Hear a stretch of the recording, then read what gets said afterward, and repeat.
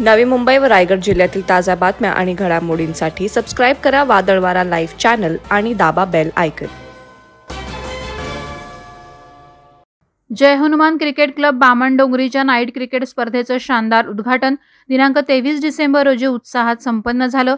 स्वर्गीय गोपाळ शेठ नाईक स्मृती चषक 2023 या स्पर्धेचं आयोजन विभागातील प्रसिद्ध उद्योजक संजय शेठ ठाकूर यांच्यासह सर्वेश नाईक, ओमकेश गोंधळी, निहाळ घरत, विकी गोंधळी, राहुल नाईक, रोहित म्हात्रे, ओमकार म्हात्रे, स्वप्नील मोकल, बंटी भोईर, राजेश ठाकूर, प्रतीक नाईक यांच्या मार्फत करण्यात आलंय।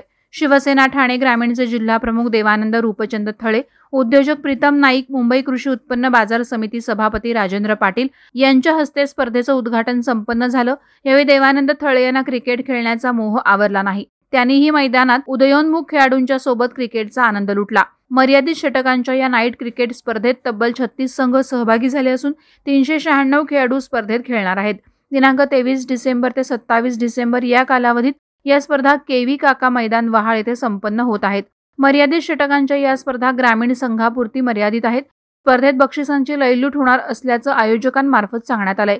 प्रथम क्रमांक मिळवणारा संघ 1,20,000 रुपयाचे पारितोषिक आणि भव्य चषकाचा मानकरी ठरणार आहे। द्वितीय क्रमांकाला 60,000 रुपये चषक, तृतीय आणि चतुर्थ क्रमांकाला प्रत्येकी 30,000 रुपये आणि चषक देऊन गौरवण्यात येणार आहे। सर्वोत्कृष्ट फलंदाज आणि गोलंदाज, क्षेत्ररक्षक यांना रोख रकमेची पारितोषिकं प्रदान करण्यात येणार आहेत।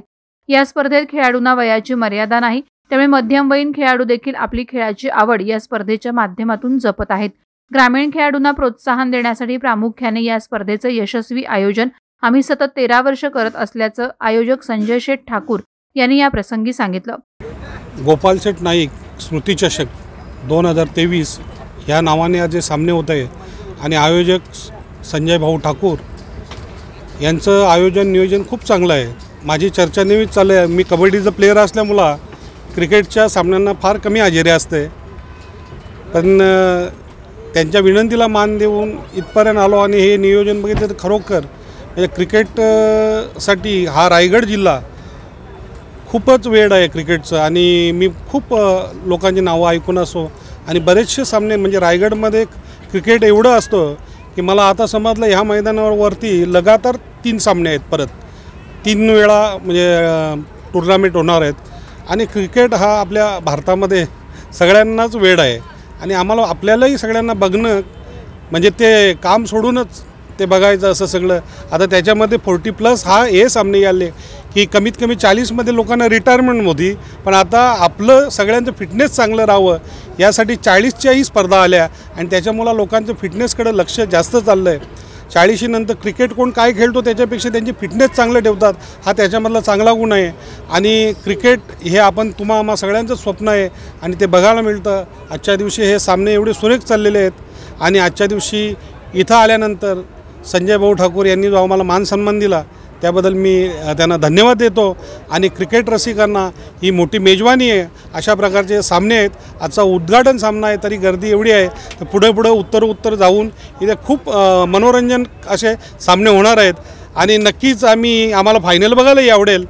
तरी या सर्व क्रिकेट रसिकांना माझ्याकडनं शुभेच्छा आणि संजय भाऊ ठाकूर यांनाही माझ्या शुभेच्छा की आयोजन नियोजन करण्यासाठी जी मेहनत लागते ती त्यांनी चांगल्या प्रकारे केली आणि चांगल्या पद्धतीचे सामने इथे आयोजित केले, त्याबद्दल त्यांचे आभार मानतो आणि मी रजा घेतो। धन्यवाद। वादळवारा लाईव्हसाठी न्यूज ब्युरो, नवी मुंबई।